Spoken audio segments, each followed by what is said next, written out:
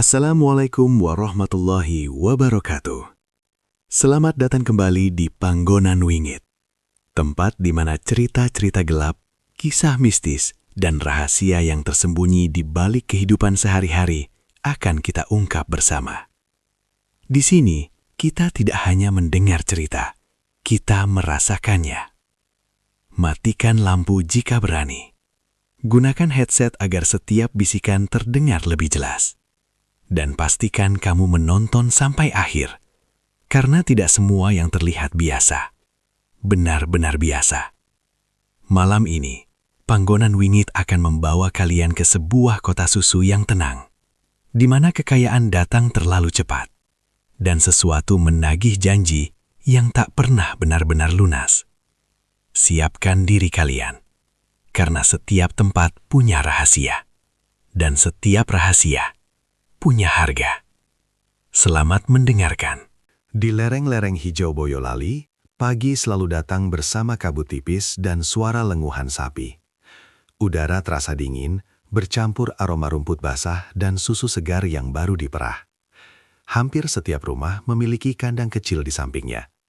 Setelah azan subuh berkumandang dari musola-musola kampung, para peternak mulai bekerja. Kota itu tenang, religius, dan hidup dari susu. Truk-truk kecil biasanya datang menjelang siang untuk mengambil hasil perahan warga. Harga susu kadang naik turun, membuat para peternak sering cemas. Namun kehidupan tetap berjalan sederhana. Tidak ada yang benar-benar kaya, tapi juga tidak banyak yang kekurangan. Hingga suatu hari, datanglah seorang pria asing bernama Pak Usman. Ia tiba dengan sepeda motor tua dan pakaian yang rapi namun sederhana. Senyumnya mudah mereka. Logatnya bukan asli Boyolali, tapi ia cepat menyesuaikan diri. Ia mulai berkeliling dari kandang ke kandang, memperkenalkan diri sebagai pengepul susu yang ingin membeli langsung dari peternak kecil. Kalau bapak-bapak mau, saya ambil rutin tiap pagi. Harga bisa kita bicarakan baik-baik, katanya dengan suara tenang. Awalnya warga ragu, tapi Pak Usman tidak memaksa. Ia justru sering membantu. Jika ada sapi yang sakit, ia ikut mencarikan obat. Jika ada anak beternak yang kesulitan biaya sekolah, ia diam-diam memberi pinjaman tanpa bunga. Perlahan namanya mulai dikenal. Susu yang ia kumpulkan dijualnya ke kota. Tidak lama kemudian ia menyewa gudang kecil untuk menyimpan dan mendinginkan susu sebelum dikirim. Usahanya berkembang cepat. Orangnya baik, kata banyak warga. Rezekinya memang lagi bagus, kata yang lain. Pak Usman juga rajin ikut pengajian. Ia menyumbang untuk perbaikan musola. Tidak ada yang menyangka apapun tentangnya, semua terlihat wajar. Namun benih kejanggalan mulai terasa ketika beberapa warga memperhatikan kebiasaannya yang aneh. Setiap malam tertentu, biasanya malam Selasa atau Jumat, Pak Usman terlihat keluar rumah setelah lewat tengah malam. Ia mengendarai motornya pelan menuju kebun kosong di ujung desa. Kebun itu jarang didatangi orang. Di sana berdiri pohon beringin tua yang akarnya menjuntai seperti tirai gelap. Orang-orang tua sering bilang tempat itu kurang bersih. Suatu malam, seorang pemuda bernama Darto yang pulang dari ronda melihat Pak Usman berhenti di dekat beringin itu. Ia mematikan motor dan mengambil sesuatu dari tas kainnya. Itu kendi tanah liat. Kendi itu berisi cairan putih kental, terlihat samar terkena cahaya bulan. Darto tidak berani mendekat, ia hanya mengamati dari jauh, jantungnya berdebar tanpa alasan jelas. Pak Usman duduk bersila di bawah pohon. Angin malam mendadak terasa lebih dingin. Ia membuka tutup kendi, lalu meletakkannya di tanah yang sudah digali membentuk lingkaran kecil. Darto mengerutkan kening. Ia melihat Pak Usman seperti berbisik, suaranya pelan, tak terdengar jelas. Tangannya bergerak perlahan, seperti menghitung atau menebuk tanah. Tiba-tiba angin berhenti. Suasana menjadi sangat sunyi. Daun-daun beringin yang tadi bergesek kini diam tak bergerak. Bahkan suara jangkrik pun lenyap. Darto ingin pergi, tapi kakinya terasa berat. Dari tempatnya berdiri, ia melihat cairan putih dalam kendi itu seperti bergetar. Permukaannya beriak tanpa disentuh. Lalu Pak Usman meneteskan sesuatu dari jarinya ke dalam kendi. Cairan itu berubah lebih keruh. Tanah di depan kendi tampak beragak belan, seperti ada sesuatu yang mendorong dari bawah. Awalnya hanya retakan kecil, lalu retakan itu melebar. Dan dari celah tanah yang lembab muncul bayangan kecil. Bukan jelas bentuknya, hanya siluet seperti tangan mungil dengan jari-jari panjang. Munculat perlahan dari dalam bumi. Warnanya gelap, kontras dengan tanah yang basah. Darto menahan nafas. Bayangan itu bergerak sebentar, lalu hilang kembali ke dalam tanah, seolah tak pernah ada. Angin kembali berembus, suara jangkrik terdengar lagi. Pak Usman berdiri perlahan, menutup kendi, lalu menimbun kembali tanah dengan tenang. Wajahnya tidak menunjukkan ketakutan, justru sebaliknya, ia tampak puas.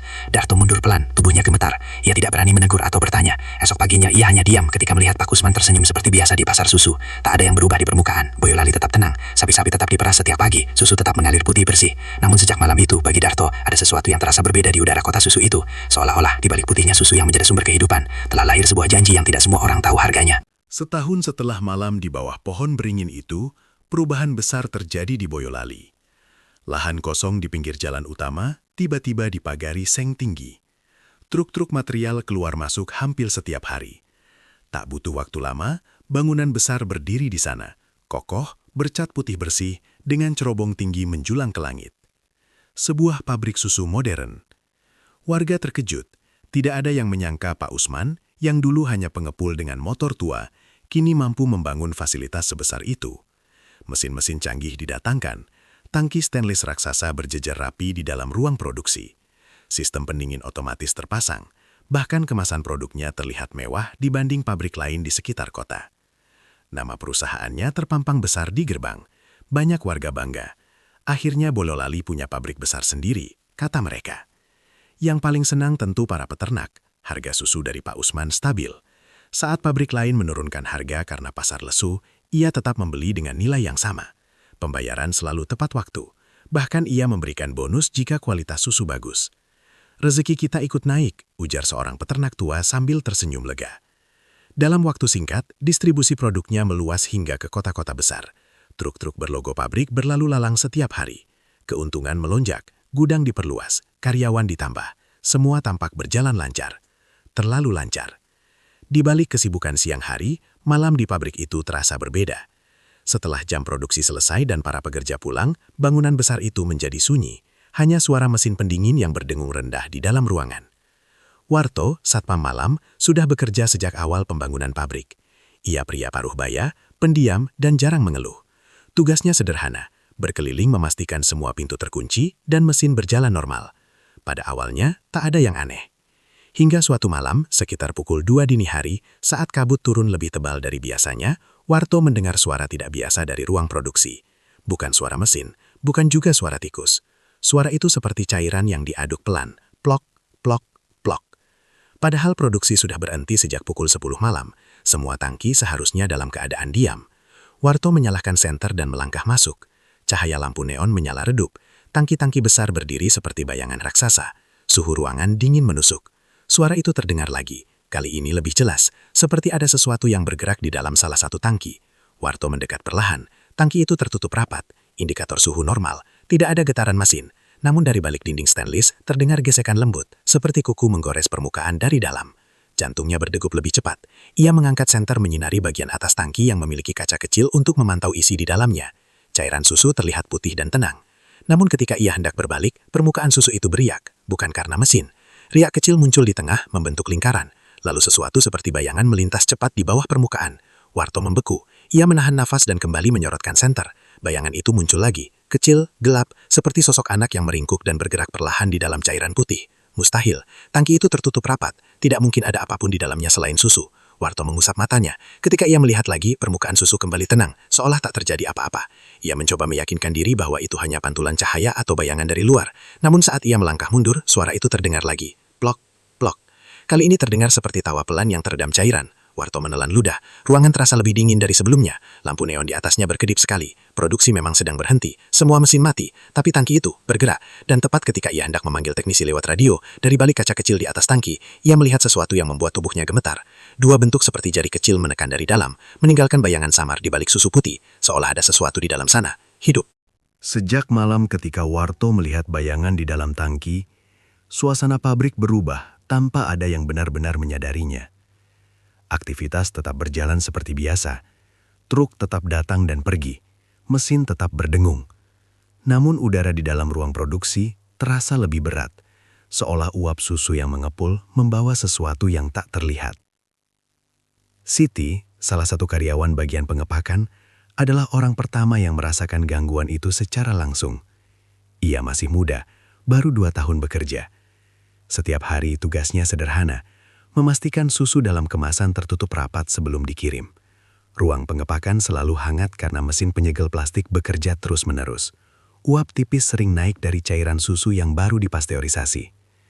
Suatu siang, saat ia sedang menyusun kemasan ke dalam kardus, terdengar suara sangat pelan di dekat telinganya. Tambah lagi. Siti menoleh cepat. Tidak ada siapapun di belakangnya. Teman-temannya sibuk di meja masing-masing. Ia menggeleng, mencoba fokus kembali. Mungkin hanya suara mesin. Namun beberapa menit kemudian, suara itu terdengar lagi. Tambah lagi. Jangan kurang. Kali ini jelas seperti bisikan anak kecil, serak dan tipis. Nafas Siti tercekat. Tangannya gemetar hingga satu kemasan susu terjatuh dan pecah di lantai. Susu putih mengalir pelan, membentuk genangan kecil. Anehnya, ia merasa genangan itu bergerak perlahan, seperti berdenyut. Sejak hari itu, Siti sering mengeluh pusing. Ia sulit tidur. Dalam mimpinya, ia melihat tangki besar penuh susu, dan di dalamnya ada banyak bayangan kecil yang mengambang. Mereka memanggil namanya. Beberapa karyawan lain mulai mengalami hal serupa. Ada yang mendadak demam tinggi tanpa sebab, ada yang mimisan setiap masuk ruang produksi. Dokter puskesmas tidak menemukan penyakit serius, mungkin kecapekan, kata mereka. Namun kejadian aneh tidak hanya terjadi di dalam pabrik. Di kandang-kandang warga Boyolali, sapi-sapi mulai gelisah setiap tengah malam. Mereka menendang pintu kandang, melenguh panjang, seolah melihat sesuatu di sudut gelap. Beberapa peternak bersumpah melihat bayangan kecil berlari di antara kaki sapi sebelum menghilang ke kegelapan. Desas-desus pun mulai beredar. Kekayaan Pak Usman itu terlalu cepat, bisik seorang ibu di warung. Ada yang tidak wajar, sahut yang lain. Nama pesugihan mulai disebut pelan-pelan. Tidak ada yang berani menuduh terang-terangan, tapi cerita tentang ritual di bawah pohon beringin kembali muncul.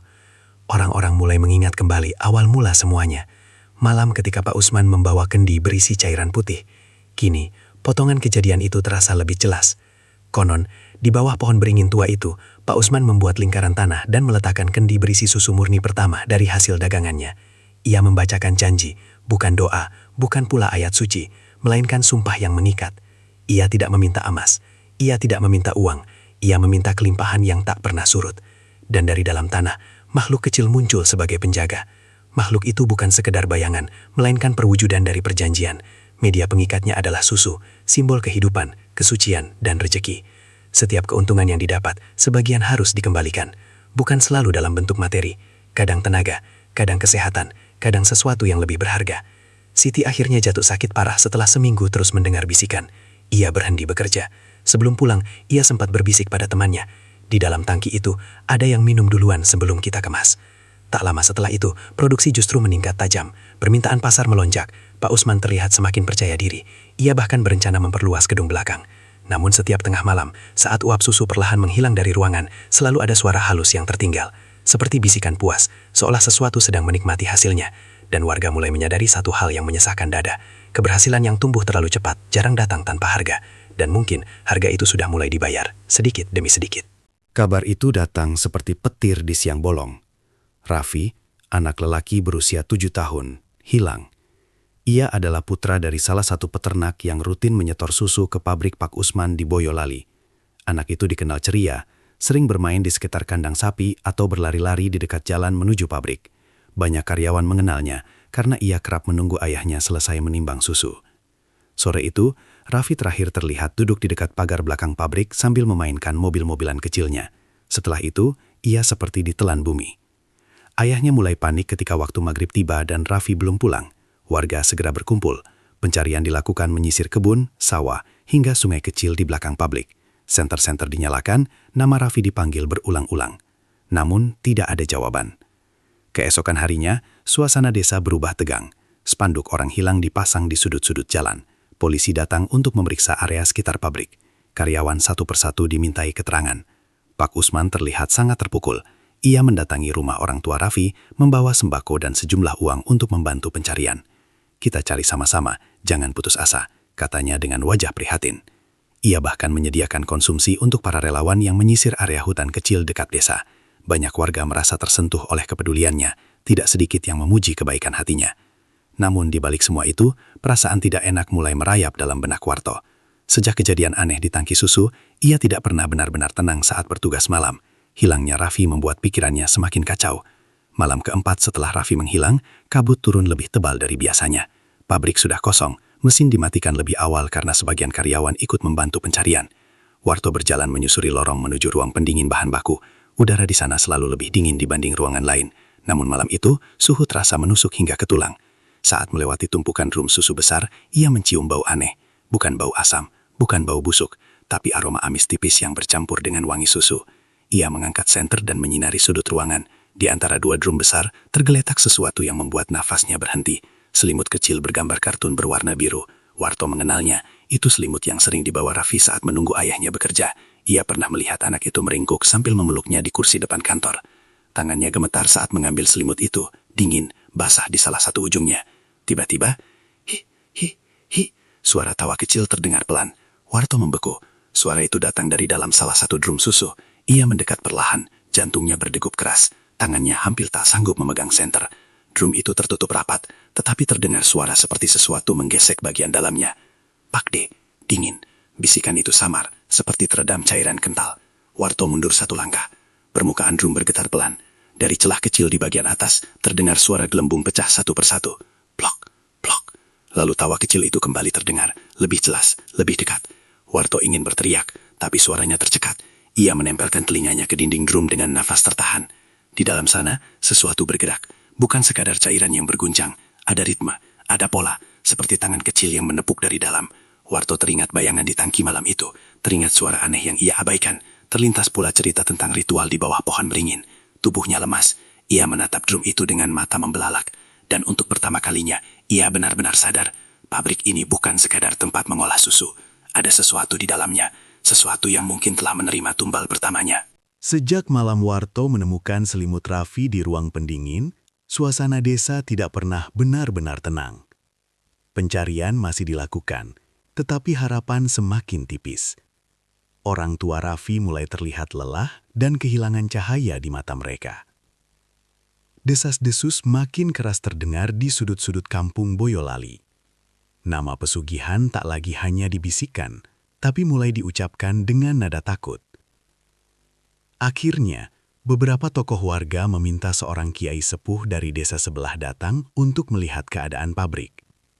Kiai itu dikenal tenang dan jarang mencampuri urusan duniawi. Namun ketika mendengar kabar hilangnya anak kecil dan cerita-cerita aneh tentang pabrik, ia bersedia datang. Siang itu, ia berdiri di depan gerbang pabrik bersama beberapa warga. Ia tidak masuk, hanya memejamkan mata, menarik nafas panjang. Wajahnya berubah tegang. Di dalam sana, ucapnya pelan. Ada perjanjian yang belum selesai. Warga saling berpandangan. Kiai itu menjelaskan bahwa energi di sekitar pabrik terasa berat, seperti ada ikatan yang dipaksakan. Bukan sekedar tempat usaha biasa, ada sesuatu yang dipanggil dan diberi tempat. Kalau seseorang mengikat makhluk penjaga kekayaan, lanjutnya, ia harus memberi imbal balik, tidak bisa sepihak. Kalau tidak, yang datang bukan lagi rezeki, tapi petaka. Ucapan itu seperti angin dingin yang menyusup ke tulang. Sementara itu, di dalam rumahnya yang besar di dekat pabrik, Pak Usman mulai kehilangan ketenangan. Ia sulit tidur. Setiap memejamkan mata, ia bermimpi berada di dalam tangki susu raksasa. Cairan putih mengelilinginya hingga ke leher. Di depannya, berdiri sosok kecil dengan mata hitam kosong. Kurang, bisiknya. Pak Usman terbangun dengan keringat dingin membasahi tubuhnya. Beberapa minggu terakhir, ia memang merasakan sesuatu yang berbeda. Penjualan tetap berjalan, tetapi grafik keuntungan mulai menurun. 2 mesin mendadak rusak tanpa sebab jelas. Salah satu distributor besar membatalkan kontrak secara tiba-tiba. Ia tahu itu bukan kebetulan. Di ruang pribadinya di lantai atas pabrik, Pak Usman menyimpan sebuah lemari kayu tua yang selalu terkunci. Di dalamnya, tersimpan kendi tanah liat yang dulu ia gunakan di bawah pohon beringin. Kendi itu kini tampak lebih kusam. Malam itu, setelah semua karyawan pulang, Pak Usman naik ke ruangannya. Ia mengunci pintu dari dalam. Lampu dimatikan, hanya menyisakan cahaya lilin kecil di atas meja. Ia membuka lemari perlahan. Kendi itu masih ada. Namun saat ia mengangkatnya, terdengar bunyi retak halus. Ia menuangkan susu segar ke dalamnya. Tangannya gemetar, tapi ia tetap membaca janji yang sama seperti dulu. Janji tentang kelimpahan, tentang usaha yang tak pernah surut. Sudah ku beri, gumamnya. Sudah ku tepati. Suasana ruangan mendadak dingin. Lilin berkedip-kedip. Permukaan susu di dalam kendi mulai bergetar. Dari dasar kendi muncul gelembung kecil. Lalu suara tipis terdengar, bukan dari luar, tapi seperti dari dalam kepalanya. Belum cukup. Pak Usman menahan nafas. Bayangan kecil mulai terbentuk di permukaan cairan, seperti wajah anak yang samar, menatapnya tanpa berkedip. Perbaharui, suara itu berbisik lagi. Pak Usman meneteskan darah dari ujung jarinya ke dalam kendi, seperti ritual pertama dahulu. Cairan berubah keruh. Ruangan bergetar pelan, seperti ada sesuatu yang bergerak di bawah lantai. Namun tiba-tiba, krak, suara retakan keras terdengar. Kendi itu pecah di satu sisi. Retakan menjalar dari bibirnya hingga ke dasar. Susu merembes keluar, menetes ke lantai. Pak Usman terkejut. Ia mencoba menahan, tapi retakan makin melebar. Dari celah kendi, terdengar suara kecil tertawa. Bukan tawa puas, tapi tawa yang menuntut. Lilin padam. Ruangan gelap total. Dalam kegelapan itu, Pak Usman menyadari satu hal yang membuat dadanya sesak. Perjanjian yang dulu memberinya kekayaan, kini mulai rapuh. Dan sesuatu di baliknya tidak akan diam sampai mendapat apa yang diinginkan. Langit di atas Boyolali malam itu tampak lebih gelap dari biasanya. Awan tebal menggantung rendah, menutup cahaya bulan. Angin bertiup kencang, membawa bau tanah basah dan sesuatu yang sulit dijelaskan, seperti aroma besi bercampur susu basi. Sekitar pukul 11 malam, petir menyambar panjang, membelah langit. Hujan turun deras seolah ditumpahkan dari ember raksasa. Warga menutup pintu dan jendela rapat-rapat. Listrik di beberapa rumah mulai berkedip. Di dalam pabrik hanya tersisa beberapa lampu darurat. Warto yang berjaga malam itu merasa gelisah sejak awal. Suasana terasa tidak biasa. Udara lebih dingin dan lorong-lorong panjang pabrik seperti memantulkan gema langkahnya sendiri. Tiba-tiba, gelap. Listrik padam total. Mesin pendingin berhenti. Dengungan yang biasa terdengar mendadak lenyap, digantikan keheningan yang menekan dada. Warto meraih senter dan menyalakannya. Cahaya tipis menembus kabut uap yang belum sepenuhnya hilang dari ruang produksi. Dari arah lantai atas, tempat ruang pribadi Pak Usman berada, muncul cahaya putih samar. Bukan cahaya lampu biasa. Cahaya itu berdenyut pelan, seperti jantung yang berdetak. Warto terpaku. Di luar petir kembali menyambar. Dalam kilatan sesaat, bayangan di jendela lantai atas terlihat bergerak-gerak tidak wajar. Sementara itu, di dalam ruang pribadinya, Pak Usman berdiri gemetar di depan meja tempat kendi retak itu berada. Hujan menghantam kaca jendela dengan keras. Angin membuat tirai berkibar liar. Kendi itu kini memancarkan cahaya putih dari retakannya. Susu di dalamnya mendidih tanpa api. "Sudah kuberi." "Sudah," bisik Pak Usman dengan suara parau. Namun jawaban yang datang bukanlah suara manusia. Retakan kendi melebar. Dari celah itu muncul sesuatu yang membuat darahnya terasa membeku.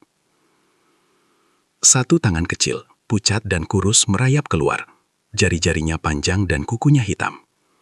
Lalu tangan kedua menyusul, kemudian yang ketiga. Mereka keluar perlahan, seperti bayi yang merangkak dari rahim tanah liat. Pak Usman mundur hingga menabrak dinding. Tubuhnya gemetar hebat. Belum lunas, terdengar suara tipis bercampur tawa. Di saat yang sama, di kandang-kandang warga, sapi-sapi tiba-tiba mengamuk serempak. Mereka menendang pintu kayu, melenguh panjang penuh ketakutan. Beberapa peternak terbangun dan berlari keluar rumah, melihat hewan-hewan itu seperti melihat sesuatu yang tak kasat mata di sudut gelap kandang. Di dalam pabrik, ruang produksi mulai dipenuhi bau hangus. Percikan api muncul dari salah satu panel listrik yang basah terkena air hujan yang meresat. Dalam hitungan detik, api menjalar ke kabel-kabel dan kemasan kardus di sekitarnya. Warto berteriak panik, berusaha mencari sumber api. Namun kobaran membesar cepat, memantul di dinding stainless dan membuat bayangan tampak menari-nari. Di tengah kekacauan itu, suara tawa kecil terdengar di antara bunyi kayu terbakar. Api menyebar ke beberapa bagian ruang produksi. Asap tebal memenuhi ruangan. Alarm darurat berbunyi terlambat. Warga berhamburan keluar rumah saat melihat kobaran api dari arah pabrik. Hujan deras tidak langsung memadamkan api, seolah kobaran itu punya tenaga sendiri. Beberapa orang berusaha mendobrak pintu utama. Warto berhasil keluar dengan wajah pucat dan napas tersengal. Ia menoleh ke lantai atas. Cahaya putih itu tiba-tiba menghilang. Beberapa menit kemudian, api mulai mereda karena hujan dan bantuan warga. Bagian ruang produksi hangus, mesin-mesin rusak parah. Di belakang pabrik, dekat kebun kecil yang gelap, seseorang menemukan tubuh Pak Usman tergeletak di tanah berlumpur. Ia masih hidup. Namun ketika warga membantunya berdiri, semua terdiam. Rambut Pak Usman, yang sehari sebelumnya masih hitam pekat, kini memutih seluruhnya. Wajahnya pucat, matanya kosong seperti orang yang melihat sesuatu yang tak mampu diceritakan. Ia hanya berbisik satu kalimat sebelum pingsan. Dia belum selesai. Malam itu menjadi titik awal kehancuran. Dan bagi sebagian warga Boyolali, api yang membakar pabrik bukan sekedar kebakaran biasa. Itu adalah tanda bahwa sesuatu telah menagih darah yang dijanjikan. Sejak malam kebakaran itu, tidak ada lagi yang benar-benar sama di Boyolali. Bagian ruang produksi memang berhasil diperbaiki dalam beberapa minggu. Mesin diganti, dinding dicat ulang, dan aktivitas kembali berjalan. Namun ritme pabrik tidak lagi sekuat dulu. Produksi menurun drastis, beberapa distributor memilih menghentikan kerjasama. Tangki-tangki besar tak lagi terisi penuh seperti sebelumnya. Para peternak mulai gelisah, harga susu perlahan turun, pembayaran kadang terlambat. Seperti ada yang hilang, gumam seorang karyawan lama. Tapi yang lebih mengkhawatirkan bukan hanya soal usaha. Teror mulai merembes ke rumah-rumah warga. Anak-anak desa sering terbangun tengah malam sambil menangis. Mereka mengaku bermimpi didatangi sosok kecil yang berdiri di sudut kamar. Sosok itu tidak memiliki wajah jelas, hanya mata gelap dan suara serak. Minta susu, begitu yang mereka dengar dalam mimpi. Beberapa orang tua mencoba menenangkan dengan logika. Mungkin anak-anak ikut mendengar cerita orang dewasa, mungkin hanya ketakutan yang terbawa ke alam tidur. Namun mimpi itu terjadi hampir bersamaan di beberapa rumah. Setiap tengah malam, sapi-sapi kembali gelisah. Lenguhan panjang terdengar bersahut-sahutan seperti tangisan. Seorang ibu bahkan bersumpah melihat bayangan kecil duduk di atas genting rumahnya sebelum menghilang saat ia membaca doa keras-keras. Ketakutan mulai tumbuh. Dua keluarga memutuskan pindah ke desa lain. Mereka tidak sanggup lagi hidup dalam bayang-bayang rasa cemas. Anak-anak mereka terus demam setiap kali mendengar suara truk susu melintas malam hari. Sementara itu Pak Usman berubah drastis. Ia jarang terlihat keluar rumah. Jikapun muncul, wajahnya pucat dan matanya cekung. Rambut putihnya membuatnya tampak jauh lebih tua dari usia sebenarnya. Ia tidak lagi tersenyum ramah seperti dulu. Warto pernah melihatnya berdiri sendirian di halaman belakang pabrik, menatap tanah kosong berjam-jam tanpa bergerak. Beberapa karyawan mendengar Pak Usman sering berbicara sendiri di ruangannya. Kadang suaranya seperti berdebat, kadang seperti memohon. Sudah cukup, ia pernah terdengar berbisik. Namun suara lain, lebih tipis dan tidak jelas, seolah menjawabnya. Suatu malam, seorang peternak tua yang dulu pertama kali menjual susu pada Pak Usman memberanikan diri mendatangi rumahnya. Ia ingin menanyakan kejelasan harga dan pembayaran. Percakapan mereka tidak lama, namun sebelum pulang, peternak itu melihat sesuatu di ruang kerja Pak Usman. Di atas meja ada buku catatan lama yang terbuka. Halaman-halamannya berisi tanggal-tanggal dan tanda silang merah. Beberapa tanggal bertepatan dengan kejadian-kejadian ganjil di desa, karyawan yang sakit parah, anak yang mengalami kecelakaan aneh, hingga hilangnya Raffi. Peternak itu merinding. Ia sadar satu hal yang lebih mengerikan dari sekedar hilangnya seorang anak. Bukan hanya satu tumbal yang sudah diberikan. Mungkin selama ini imbal balik itu dibayar sedikit demi sedikit. Tidak selalu nyawa yang hilang, tetapi kesehatan, kewarasan, bahkan rasa aman seluruh kampung. Dan kini, ketika perjanjian mulai rapuh, penagihnya tidak lagi puas dengan cicilan kecil. Pak Usman semakin terlihat seperti orang yang terjebak dalam ketakutan sendiri. Ia memasang pagar lebih tinggi di sekitar rumahnya. Lampu-lampu dinyalakan sepanjang malam, namun tetap saja bayangan kecil sering terlihat melintas di sudut-sudut ruangannya. Suatu malam terdengar teriakan dari rumahnya. Warga berlarian mendekat tapi pintu terkunci rapat. Dari dalam, suara benda jatuh dan pecah terdengar jelas. Lalu sunyi. Keesokan paginya, Pak Usman muncul dengan wajah lebih pucat dari biasanya. Ia tidak berkata apa-apa saat warga bertanya. Hanya matanya yang bergerak cepat, seperti terus melihat sesuatu di belakang bahu orang-orang. Teror itu tidak lagi hanya miliknya, ia telah menyebar, perlahan dan pasti, menggerogoti ketenangan desa. Kini warga mulai memahami bahwa pesugihan bukan hanya soal kekayaan instan, ia adalah hutang. Dan hutang itu tidak pernah benar-benar lunas, ia hanya menunggu waktu untuk ditagih sepenuhnya. Kabut pagi turun lebih tebal dari biasanya di Boyolali. Udara terasa lembab dan sunyi, seolah desa menahan napas. Sejak teror menyebar dan banyak keluarga memilih pindah, suasana kampung tak lagi seramai dulu. Lenguhan sapi terdengar pelan, seperti lelah. Pak Usman semakin jarang terlihat. Rumahnya selalu tertutup rapat. Lampu di dalamnya menyala hampir sepanjang malam. Beberapa warga mengaku mendengar suara langkah kecil berlari di halaman, padahal tak ada siapapun di sana. Hingga suatu pagi, kabar itu kembali menyebar cepat. Pak Usman ditemukan tidak bernyawa. Tubuhnya tergeletak di bawah pohon beringin tua di kebun kosong, tempat di mana dulu ia pertama kali terlihat membawa kendi berisi susu putih. Tanah di sekelilingnya lembab, seolah baru digali. Wajahnya pucat, matanya terbuka menatap ke atas, membeku dalam ekspresi ketakutan yang tak sempat diselesaikan. Tidak ada luka mencolok di tubuhnya, namun kedua tangannya kotor oleh tanah, seperti seseorang yang berusaha menggali sesuatu atau menutup kembali sesuatu yang muncul dari dalamnya. Warga berdiri menjauh, tak ada yang berani mendekat terlalu lama. Pohon beringin itu tampak lebih gelap dari biasanya. Angin yang berembus pelan membuat akar-akar gantungnya bergerak seperti rambut panjang yang hidup. Pemakaman berlangsung cepat dan sederhana. Tidak banyak yang berbicara. Tidak ada yang benar-benar tahu apa yang harus dikatakan. Beberapa minggu kemudian, kabar mengejutkan datang. Pabrik susu itu tidak tutup. Seorang investor dari luar kota mengambil alih. Mesin-mesin diperbaiki, produksi kembali berjalan perlahan. Nama perusahaan tetap dipertahankan, seolah masa lalu bisa dihapus hanya dengan cat baru dan papan nama yang diganti. Para peternak yang tersisa kembali menyetor susu karena mereka butuh penghasilan. Hidup harus terus berjalan, meski bayangan ketakutan belum sepenuhnya hilang. Namun sesuatu tetap terasa berbeda. Suatu malam, Warto, yang masih bekerja karena tidak punya pilihan lain, berkeliling seperti biasa. Pabrik terlihat normal, lampu menyala, mesin pendingin berdengung stabil. Ia berdiri di depan salah satu tangki besar yang dulu pernah ia curigai. Permukaan susu di dalamnya tenang. Ia menarik napas panjang, mencoba meyakinkan diri bahwa semua sudah berakhir bersama kematian Pak Usman. Tiba-tiba, plok! Suara gelembung kecil terdengar dari dalam tangki. Warto menegang. Plok! Plok! Ria kecil muncul di tengah permukaan susu, tidak besar, hanya cukup untuk membuat cahaya lampu memantul aneh. Lalu terdengar suara tawa. Pelan, tipis, seperti anak kecil yang menahan geli. Warto mundur perlahan, tubuhnya kembali merasakan dingin yang sama seperti malam pertama ia melihat bayangan itu. Dari balik kaca pengawas tangki, sekelebat bayangan kecil melintas cepat dan lenyap. Raffi tak pernah ditemukan.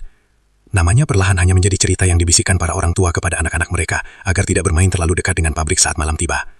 Sapi-sapi memang tak lagi mengamuk setiap malam, anak-anak pun tak lagi bermimpi sesering turu. Namun sesekali, ketika kabut turun dan angin membawa aroma susu yang terlalu manis, terdengar suara kecil memanggil dari kejauhan. Tambah lagi, pabrik tetap berdiri, susu tetap mengalir putih dan tampak suci di dalam kemasan. Namun bagi sebagian warga, putih itu tak lagi melambangkan kesucian. Ia menjadi pengingat bahwa kekayaan yang datang terlalu cepat selalu membawa bayangan. Dan bayangan itu tidak pernah benar-benar pergi. Karena setiap janji yang dibuat dalam gelap akan selalu menuntut bayaran.